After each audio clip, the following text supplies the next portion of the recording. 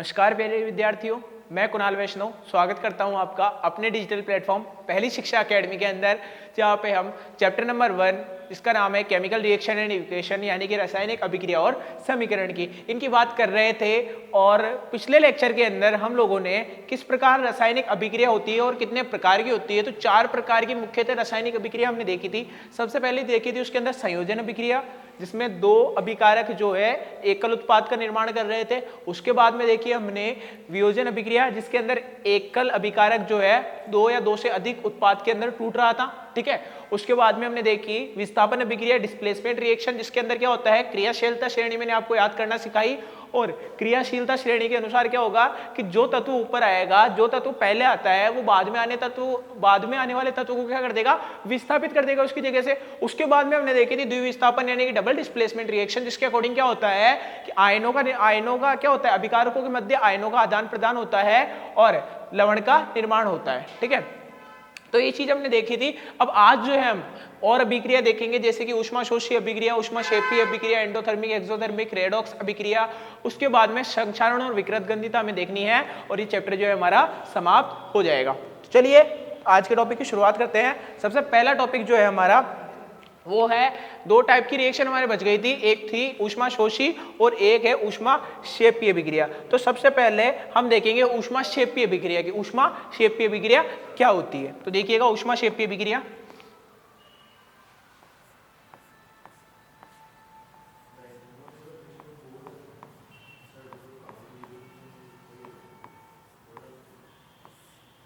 ऊष्माक्षेपी अभिक्रिया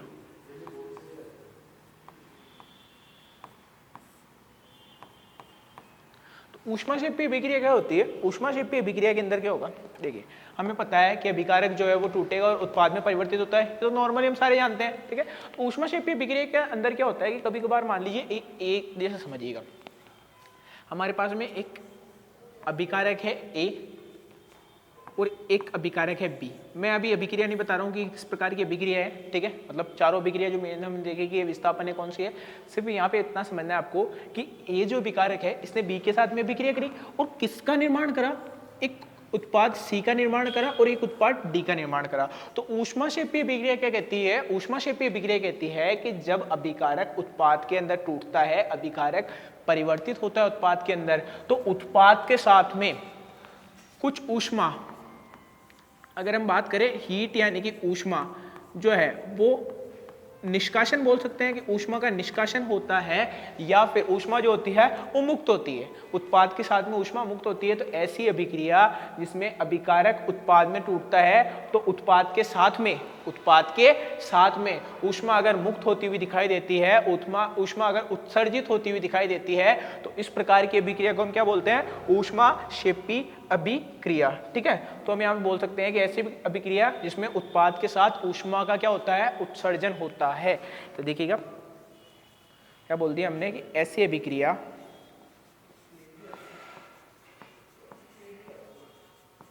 जिसमें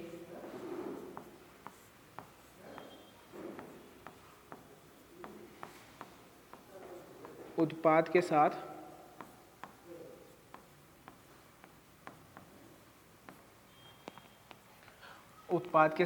ऊष्मा का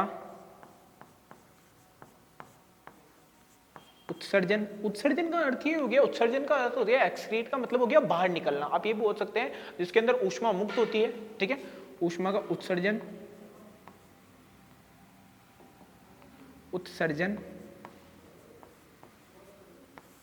उत्सर्जन या ऑब्लिक लगा के, या ऊष्मा बाहर निकलती है,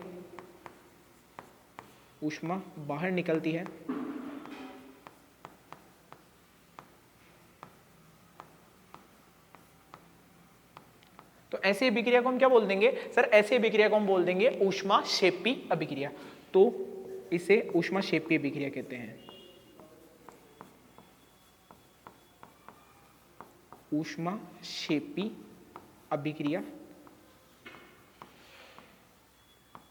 कहते हैं।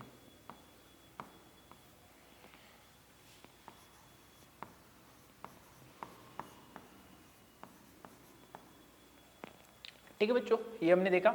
अब सर उत्पाद तो टूट रहा है, पर वो किसमें, सॉरी उत्पाद जो है वो उत्पाद के साथ में क्या हो रही है, ऊष्मा जो है निकल रही है। अब जो है हमारे बुक के एग्जाम्पल हम देखते हैं, जैसे कि किस प्रकार एग्जाम्पल इसके दे रखे हैं। तो इसका पहला जो एग्जाम्पल दे रखा है वो है हमारे पास में मेथेन को जब हम ऑक्सीजन की उपस्थिति में गर्म कर रहे हैं, क्या कर रहे हैं, मेथेन सबसे पहले दे रखा है हमारे एग्जाम्पल नंबर फर्स्ट, उदाहरण नंबर 1 में दे रखा है कि मेथेन को हम किसकी उपस्थिति में, ऑक्सीजन की उपस्थिति में गर्म कर रहे हैं। ठीक है, मेथेन को हम किसकी उपस्थिति में गर्म कर रहे हैं, ऑक्सीजन की उपस्थिति में क्या कर रहे हैं, यहाँ पे ये अभिक्रिया हो रही है, मेथेन और ऑक्सीजन दोनों के मध्य अभिक्रिया हो रही है। तो इन दोनों के मध्य अभिक्रिया किस प्रकार हो पा रही है, अब देखिए इन दोनों के मध्य अभिक्रिया होगी तो क्या होगा, यहाँ पे हम सब जानते हैं कि यहाँ पे सबसे पहले जल का निर्माण होगा, H2O का फॉर्मेशन होगा, फिर कार्बन डाइऑक्साइड बनेगी, फिर अब देखिए ये जब अभिक्रिया होती है तो यहाँ पे कुछ मात्रा में ऊष्मा भी निकलती है। क्या निकलती है, कुछ मात्रा में ऊष्मा भी मुक्त होती है। और देखिए जिस अभिक्रिया में अभिकार उत्पाद के साथ में ऊष्मा भी मुक्त होती है उस अभिक्रिया को हमने क्या बोल दिया, ऊष्माक्षेपी अभिक्रिया बोल दिया। तो हम यहाँ से बोल सकते हैं क्योंकि इस अभिक्रिया के अंदर क्या हो रहा है, ऊष्मा जो है वो बाहर निकल रही है प्रोडक्ट के रूप में, प्रोडक्ट के साथ में, तो हम यहाँ पे कह सकते हैं कि अभिक्रिया जो उपयुक्त अभिक्रिया होगी वो होगी ऊष्माक्षेपी अभिक्रिया। तो इस प्रकार ऊष्माक्षेपी अभिक्रिया होती है। अब अगले में आपको बताता हूँ अगला क्या होता है, तो अगला है ऊष्माशोषी अभिक्रिया। हमारे बुक के अंदर दे रखी है ऊष्माशोषी अभिक्रिया। तो अभी ऊष्माशोषी अभिक्रिया क्या होती है तो उसको समझिएगा, ऊष्माशोषी अभिक्रिया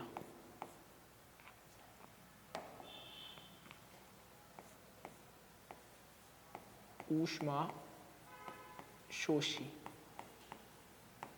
देखिए नाम से पता पड़ रहा है ऊष्माशोषी, शोषी का मतलब होगा शोषण कर लेगा, यानी कि ऐसी अभिक्रिया जिसके अंदर हमें पहले हमें उत्पाद के साथ में ऊर्जा मुक्त हो रही थी, अब यहाँ पे क्या होगा कि इस अभिक्रिया के अंदर हमें उत्पाद के साथ में अगर हमें उत्पाद प्राप्त करना है तो कभी कभार क्या होता है, हमें वहाँ पे ऊष्मा देनी भी पड़ेगी कभी किसी ना किसी अभिक्रिया के अंदर। तो ऐसी अभिक्रिया जिसमें आपको उत्पाद के निर्माण के लिए ऊष्मा देनी पड़ती है, ठीक है, उसे हम क्या बोलते हैं, ऊष्माशोषी अभिक्रिया।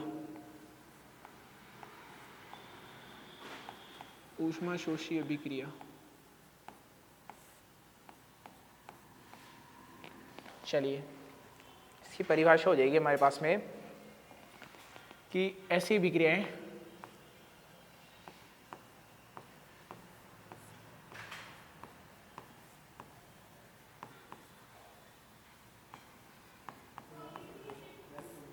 जिनमें उत्पाद प्राप्त करने के लिए क्या देनी पड़ती है, ऊष्मा देनी पड़ती है, जिनमें उत्पाद के निर्माण के लिए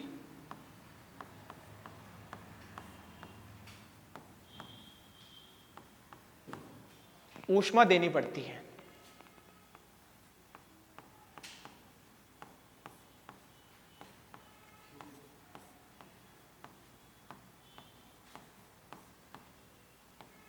उसे हम क्या बोलते हैं, उसे ऐसे अभिक्रिया को हम क्या बोलते हैं, ऊष्माशोषी अभिक्रिया, उसे ऊष्माशोषी अभिक्रिया कहते हैं।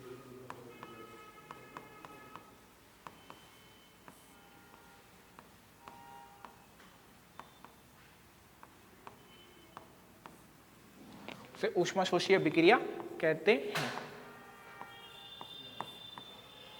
और ये एग्जाम के अंदर इन दोनों में डिफरेंस कभी कभार हमें पूछ लिया जाता है कि बताइए ऊष्माक्षेपी अभिक्रिया और ऊष्माशोषी अभिक्रिया में क्या अंतर होता है, तो हमें वहां पे बताना आना चाहिए।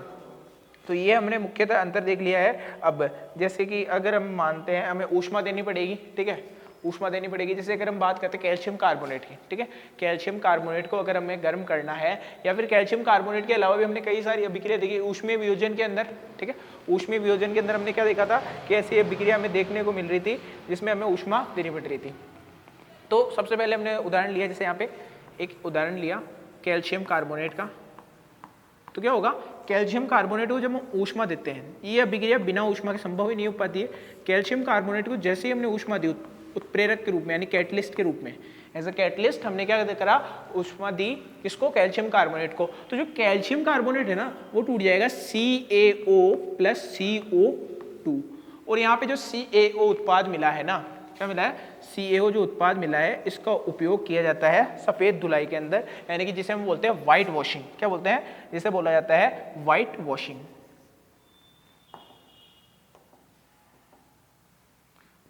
व्हाइट वॉशिंग, यानी कि सफेद धुलाई के अंदर किसका उपयोग किया जाता है, ये जो उत्पाद प्राप्त हुआ है ना CaO वाला, इसका उपयोग किया जाता है व्हाइट वॉशिंग यानी कि सफेद धुलाई के अंदर।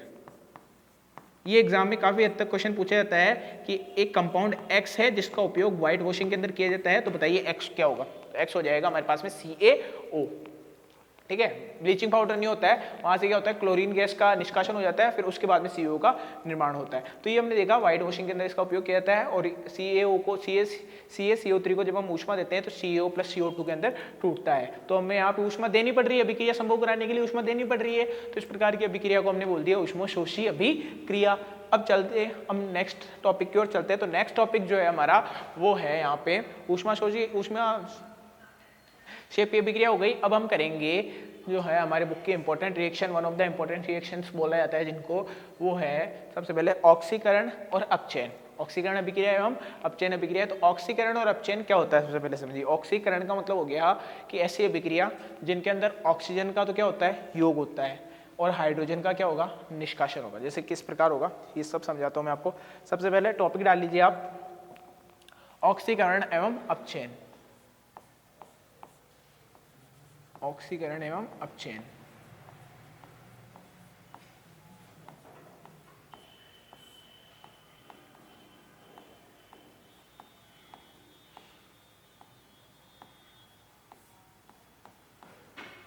ऑक्सीकरण एवं अपचयन। तो सबसे पहले मैं आपको समझाता हूं कि आखिर ऑक्सीकरण क्या होता है। सबसे पहले हम जानते हैं कि ऑक्सीकरण क्या होता है सर।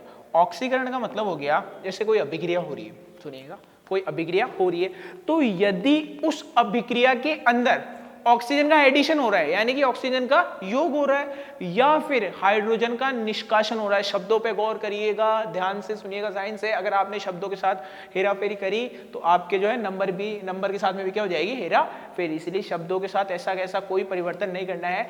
यदि किसी अभिक्रिया के अंदर ऑक्सीजन का योग होता है या फिर हाइड्रोजन का क्या होता है, हाइड्रोजन का हम कह सकते हैं हाइड्रोजन का निष्कासन होता है किसी अभिक्रिया के अंदर, तो इस प्रकार की अभिक्रिया को ऑक्सीकरण अभिक्रिया कहते हैं।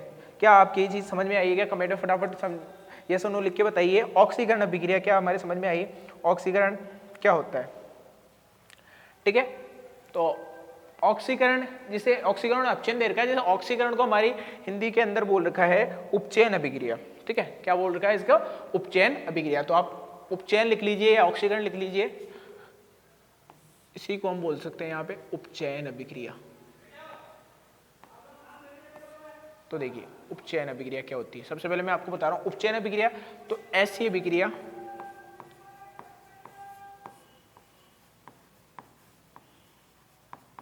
जिसमें ऑक्सीजन का योग होता है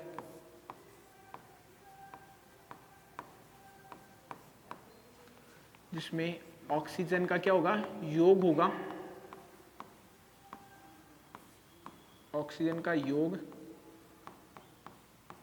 या हाइड्रोजन का क्या होता है या हाइड्रोजन का निष्कासन होता है या हाइड्रोजन का निष्कासन होता है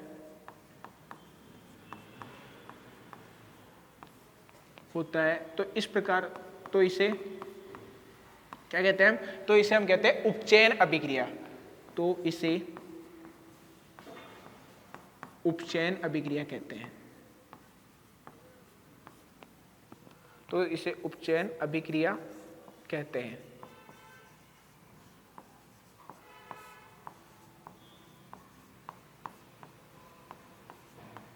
ठीक है, ये चीज हो गई उपचयन अभिक्रिया की। अब सर उपचयन अभिक्रिया तो इसके उदाहरण किस प्रकार होंगे, तो इसके उदाहरण हम देखेंगे, पर पहले दो शर्तें होनी चाहिए उपचयन के अंदर कि क्या होगा, या तो ऑक्सीजन का क्या होगा योग होगा, या फिर अगर हम बात करते हैं क्या कि हाइड्रोजन का क्या होना चाहिए, हाइड्रोजन का होना चाहिए निष्कासन।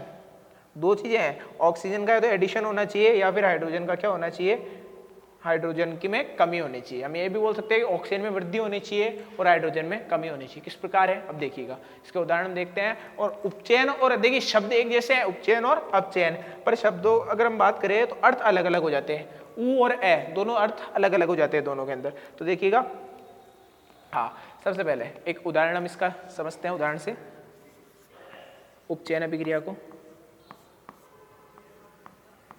तो देखिए, जैसे कार्बन ने अभिक्रिया करी ऑक्सीजन के साथ में और कार्बन डाइऑक्साइड का निर्माण करा।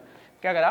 कार्बन ने अभिक्रिया करी ऑक्सीजन के साथ में और कार्बन डाइऑक्साइड का निर्माण करा। तो देखिए हम योग किसका करा रहे हैं? ऑक्सीजन का। और जिस अभिक्रिया में ऑक्सीजन का योग हो रहा है, यहाँ पे ऑक्सीजन का योग हो रहा है, कार्बन के साथ हम ऑक्सीजन का योग करा रहे हैं, तो CO2 का निर्माण हो रहा है, साफ सी बात है। तो ऑक्सीजन का योग क्या दर्शाता है? ये उपचयन अभिक्रिया है। उसी प्रकार एक और अभिक्रिया दे रखी है, जैसे कि अगर हम बात करें Cu ने अभिक्रिया करी ऑक्सीजन के साथ में और निर्माण करा CuO का। किसका?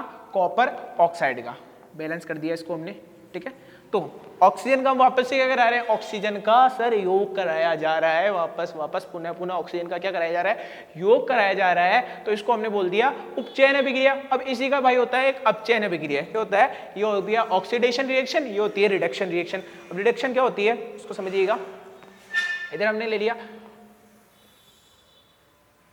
अपचयन, अब इधर हो गया उपचयन, अब हम इधर लेंगे अपचयन अभिक्रिया। तो अपचयन अभिक्रिया क्या होती है देखिएगा। अपचयन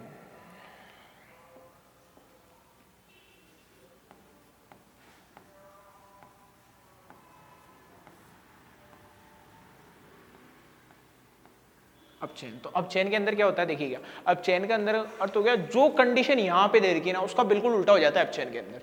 जो कंडीशन अगर हम बात करें उपचयन की, तो जो उपचयन के अंदर दे रखा है उसका बिल्कुल उल्टा हो जाता है अपचयन का। अगर दोनों भाई है राम शान, जो गुण राम में वो शाम में नहीं होंगे, जो शाम में वो राम में नहीं होंगे।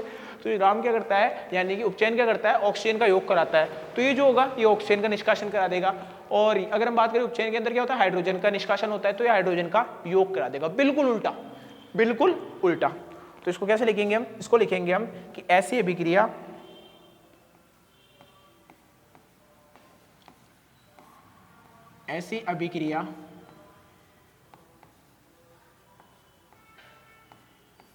जिसमें क्या होता है? ऐसी अभिक्रिया जिसमें अगर हम बात करें ऑक्सीजन का निष्कासन होता है,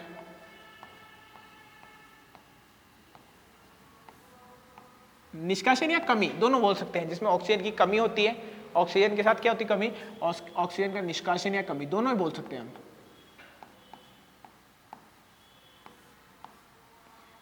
या कमी या फिर निष्कासन कमी। या हाइड्रोजन का क्या होगा? देखिए हाइड्रोजन का यहां पे कमी हो रही है तो यहां पे योग होगा, साफ सी बात है। तो या फिर हाइड्रोजन का योग होता है, हाइड्रोजन का योग होता है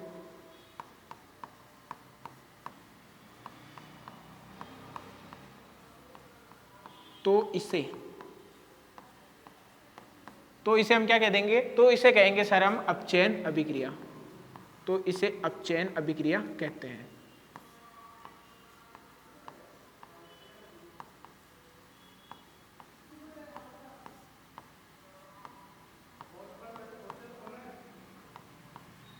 ठीक है, ये चीज है।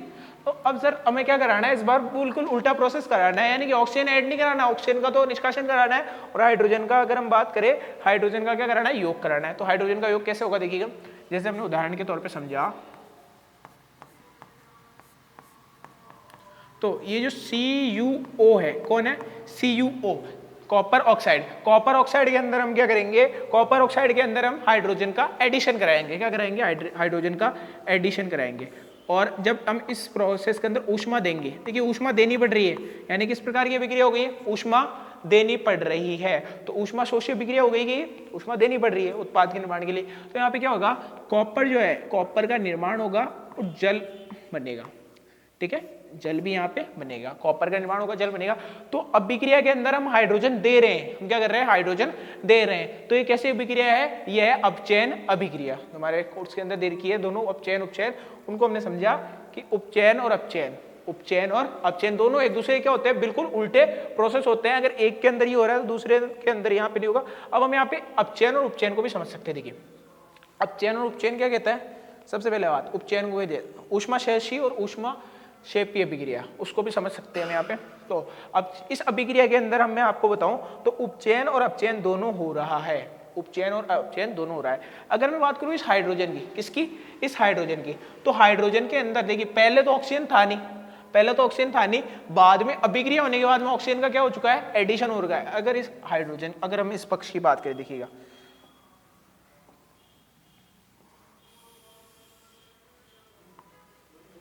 इस प्रोसेस के अंदर क्या हो रहा है, पहले हाइड्रोजन के पहले हाइड्रोजन के पास ऑक्सीजन नहीं था, अब विक्रिया होने के पश्चात क्या हुआ, ऑक्सीजन आ गया इसके पास, यानी कि जिसके पास पहले ऑक्सीजन नहीं, ऑक्सीजन का तो योग ही हो रहा है कुल मिला के, हाइड्रोजन के पास पहले ऑक्सीजन नहीं था, या फिर योग, या फिर मैंने बोला योग की जगह आप क्या बोल सकते हो, वृद्धि भी बोल सकते हो, वृद्धि कमी। अब देखिए अब अच्छे समझ में आएगा, बिल्कुल वृद्धि बोल सकते हैं। तो हाइड्रोजन, ऑक्सीजन की तो वृद्धि हुई है ना, पहले था नहीं बाद में आ गया ऑक्सीजन की वृद्धि, तो किस प्रकार की अभिक्रिया होगी है, उपचयन। तो यहाँ पे हमें जो है उपचयन का प्रोसेस देखने को मिल रहा है। कौन सा प्रोसेस देखने को मिल रहा है, उपचयन, जिसका मतलब हम बोल सकते हैं ऑक्सीडेशन हमें यहाँ पे देखने को मिल रही है, ठीक है, उपचयन देखने को मिल रहा है। अब देखिए पहले ऑक्सीजन था, बाद में ऑक्सीजन नहीं है कॉपर ऑक्साइड के पास में, कॉपर ऑक्साइड को अगर आप देखेंगे तो कॉपर ऑक्साइड के अंदर पहले इसके पास ऑक्सीजन था, बाद में ऑक्सीजन नहीं है। तो ऐसी अभिक्रिया जिसके अंदर क्या देखने को मिलेगा, ऐसी अभिक्रिया जिसके अंदर, अगर हम मुख्यतः बात करें, जिसके अंदर क्या देखने को मिलेगा,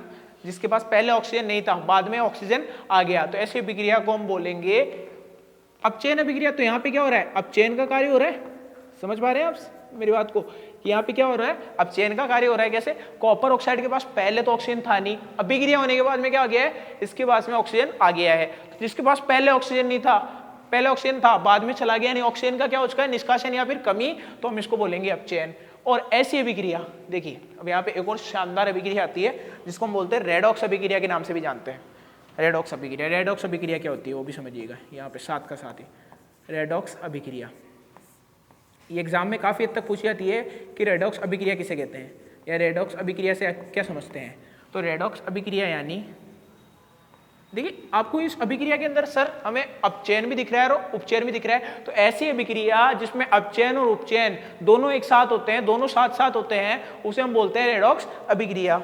चीज समझ में आई सभी के, ऐसी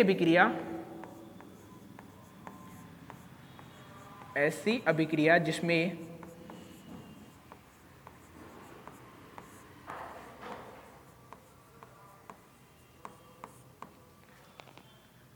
उपचयन एवं अपचयन,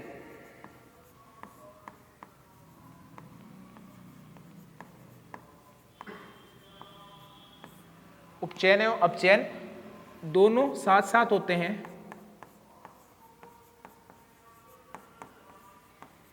दोनों साथ साथ होते हैं,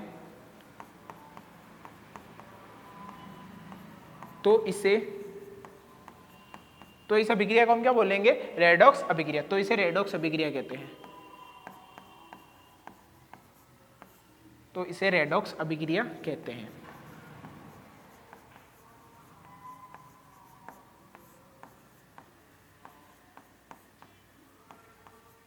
चलिए ये चीज़ हमें समझ में आई। रेडॉक्स अभिक्रिया का हम यहाँ पे एग्जांपल समझ सकते हैं बिल्कुल अच्छे से, कॉपर ऑक्साइड के अंदर हाइड्रोजन का एडिशन कराया और कॉपर और जल का निर्माण हुआ। तो ये हमने देखी ऊष्माक्षेपी, ऊष्माशोषी, अपचयन, उपचयन और रेडॉक्स अभिक्रिया, 5 प्रकार की अभिक्रिया हमने अभी भी देख ली है। और अब इसके बाद में हमारा जो है लास्ट टॉपिक आता है वो है संक्षारण और विकृत गंधिता। तो उस किस प्रकार हम उन्हें पहचानेंगे, ठीक है, तो देखते हैं अगले टॉपिक को भी। अब तो इसके पहले आपको कोई डाउट नहीं रहना चाहिए, संक्षारण विकृत गंधिता। अब हम देखते हैं संक्षारण विकृत। संक्षारण जो है एक पॉपुलर सा वर्ड है संक्षारण, जो हमने सुन रखा है कि आप सभी जानते हैं कि अगर हम किसी लोहे की कील को पानी के अंदर डुबो के रखेंगे, कॉपर सल्फेट के विलयन में किसी में डुबोंगे तो उसके अंदर जंग लग जाएगा। तो जंग लगने का अर्थ क्या हो गया कि उसने जो है जल के अंदर या बाहरी वातावरण में किसी भी धातु के साथ में अभिक्रिया कर ली, जिसके कारण उस पर क्या लग गई है, उस पर जंग लग चुकी है। तो इसी प्रोसेस को हमें समझना है कि क्या होता है कि किसी धातु जो है जब वो वातावरण में उपस्थित ऑक्सीजन या फिर किसी अन्य चीज से संपर्क कर लेती है तो इसे हम क्या कहते हैं, इसी प्रोसेस को हम, उससे क्या होता है, धातु की जो ऊपरी परत है वो कमजोर हो जाती है। तो संक्षारण को हम समझ सकते हैं कि जब कोई धातु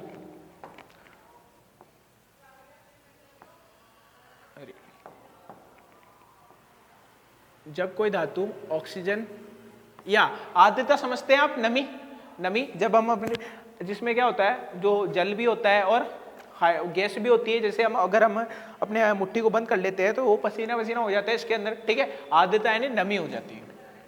ठीक है, नमी के अंदर क्या होता है कि जैसे ही अगर हम बात करें बरसाती मौसम के अंदर, बरसाती मौसम के अंदर जो बिस्किट है वो सीले पड़ जाते हैं, आर्द्र हो जाते हैं, वो नमी आ जाती है उनके अंदर। ठीक है, तो जब कोई धातु, मेनली हम बात करें धातु की, जब कोई धातु ऑक्सीजन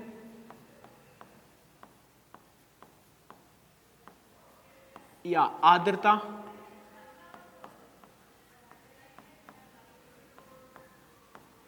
के संपर्क में आती है, जब कोई धातु क्या होगी, ऑक्सीजन या आर्द्रता के संपर्क में आती है, के संपर्क में आती है, तो क्या देखने को मिलता है, तो धातु की जो ऊपरी परत है ना वो कमजोर हो जाती है, जिसके कारण क्या होता है कि वो जो धातु है वो खराब हो जाती है, या फिर हम कह सकते हैं कि लोहे के केस में उसके ऊपर जंग लग जाती है। लोहे के केस से आप इसको बहुत ही आसानी से समझ सकते हैं, तो धातु की ऊपरी परत कमजोर हो जाती है।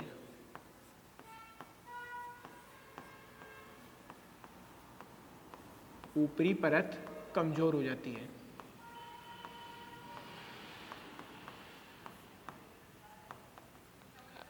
कमजोर हो जाती है, इसी प्रक्रम को हम क्या बोलते हैं, जाती है, इससे इसी प्रक्रम को संक्षारण कहते हैं। देखिए ये साइंटिफिकली बहुत ही अच्छी डेफिनेशन है, जो हम अगर एग्जाम में लिखते हैं ना तो इस प्रकार की डेफिनेशन को गलत करने का चांस ही नहीं होता है किसी प्रकार से, तो बहुत अच्छी डेफिनेशन है साइंटिफिकली, वैज्ञानिक रूप से देखें तो इसी प्रक्रम को संक्षारण कहते हैं।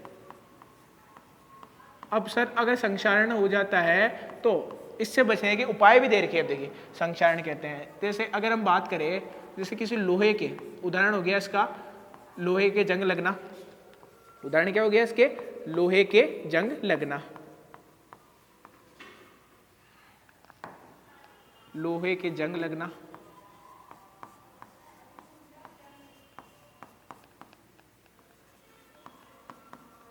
अब इसके बचने के उपाय भी होते हैं, देखिए संक्षारण से रोकथाम के उपाय भी होते हैं, तो रोकथाम के उपाय के अंदर हम बात करें तो अगर हम देखते हैं यहाँ पे, तो सबसे बढ़िया होता है गैल्वेनीकरण होता है। एक तो गैल्वेनीकरण है जिंक की, हम जो उसके परत लगाते हैं, ठीक है, गैल्वेनीकरण बोल देते हैं हम उसे, या फिर विद्युत लेपन बोलते हैं इसे, क्या बोलते हैं, विद्युत लेपन बोलते हैं। तो अगर हम बात करें, यहाँ पे लिख लीजिएगा संक्षारण से बचने के उपाय, संक्षारण से रोकथाम के उपाय, ये एग्जाम में पूछा जाता है कि प्रिवेंशन ऑफ कोरोजन या फिर संक्षारण के से बचने के उपाय बताइए। तो बचने के उपाय,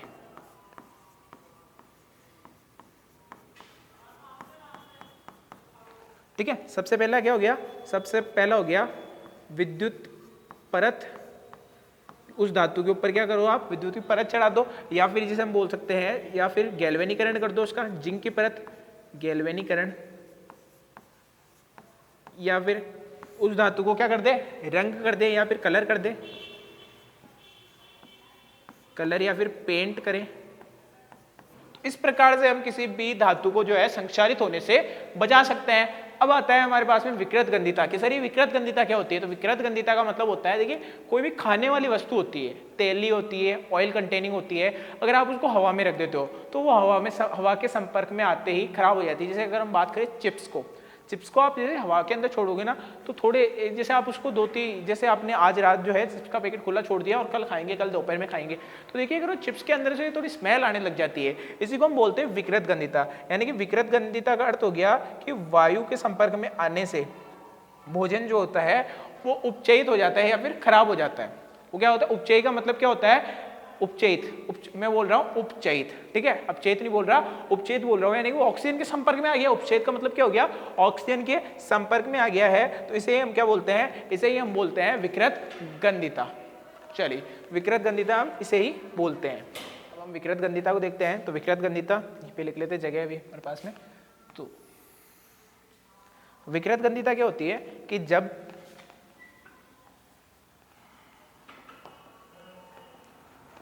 क्या होता है, जब खाद्य सामग्री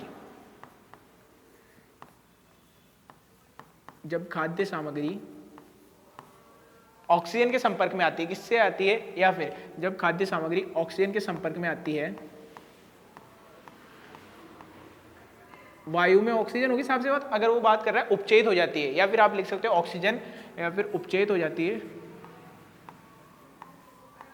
ये शब्द ज्यादा अच्छा रहेगा अगर आप उपचयित लिख देते हैं, तो ये वैज्ञानिक का शब्द है। ऑक्सीजन तो जनरल काम में लेते सारे, उपचयित हो जाती है तो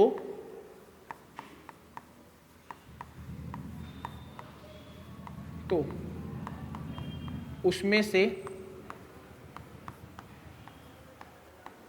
गंध आने लगती है। एक बात, पहली बात तो स्मेल आएगी, उसमें से गंध आती है, गंध आने लगती है,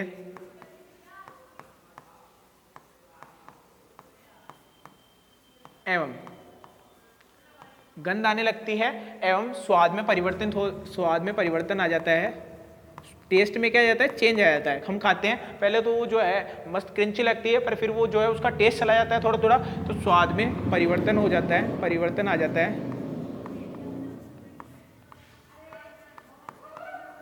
जाता है,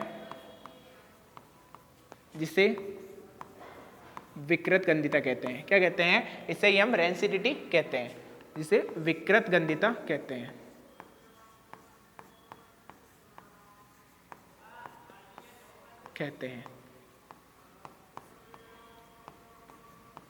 अब विकृत गंधिता ये हो गया। अब विकृत गंधिता यानी कि अगर वो भोजन खराब हो जाता है तो सर इसको हम किस प्रकार बचा सकते हैं, तो इसको हम ऐसे बचा सकते हैं। तो इसके भी अगर हम बोले रेंसिडिटी से रोकथाम के उपाय क्या हो सकते हैं, एक तो आप उसके अंदर प्रति ऑक्सीकारक डाल दो। ऑक्सीकारक आप जैसे इसके अंदर ऐड करेंगे ना, तो ये क्या होगा, ये जो फूड है ये खराब नहीं होगा। तो हम यहाँ पे लिखेंगे प्रति ऑक्सीकारक का उपयोग करके, ये हम लिख रहे हैं, आप इसके अंदर हेडिंग डाल लीजिएगा ऐसे ही, विकृत गंधिता से रोकथाम के उपाय। ठीक है, प्रति ऑक्सीकारक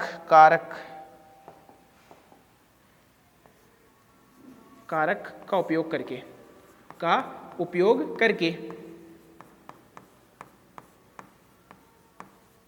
ठीक है बच्चों। अब सेकंड पॉइंट क्या दे रखा है इसके अंदर हमारे, जो अगर आप उसको टाइट एयर पैक कंटेनर के अंदर रखे तो ठीक है, जिसके अंदर क्या हो सके कि वायु जो है आ न सके, यानी वायुरोधी जिसे बोलते हैं, वायुरोधी जिसे हम बोलते हैं बर्तन बोल सकते हैं, या फिर वायुरोधी बॉक्स बोल सकते हैं। ठीक है, वायुरोधी बर्तन में सामग्री को रख के इस प्रकार भी हम विकृत गंधिता से बचा सकते हैं उस भोजन को।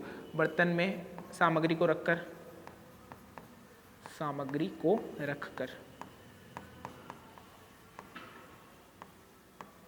चलिए ये बात हो गई। अब जो है एक और पॉइंट हम देख लेते हैं।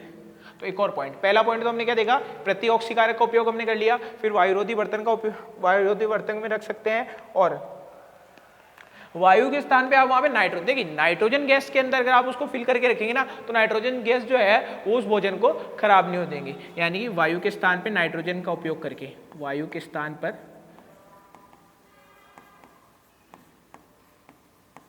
नाइट्रोजन N2 यानी कि नाइट्रोजन गैस का उपयोग करके,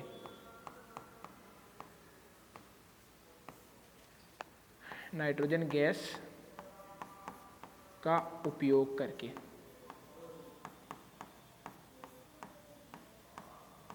ठीक है बच्चों।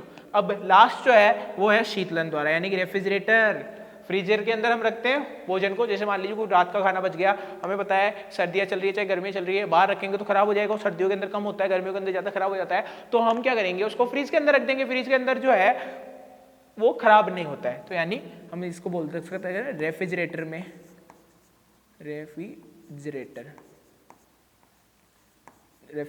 में